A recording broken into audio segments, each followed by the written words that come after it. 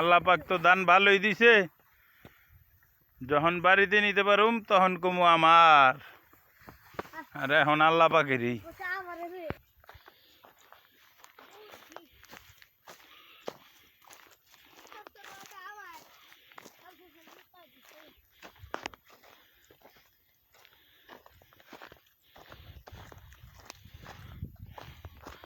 এবারকার বছরের প্রথম ধান কেটে নিয়ে যাচ্ছি।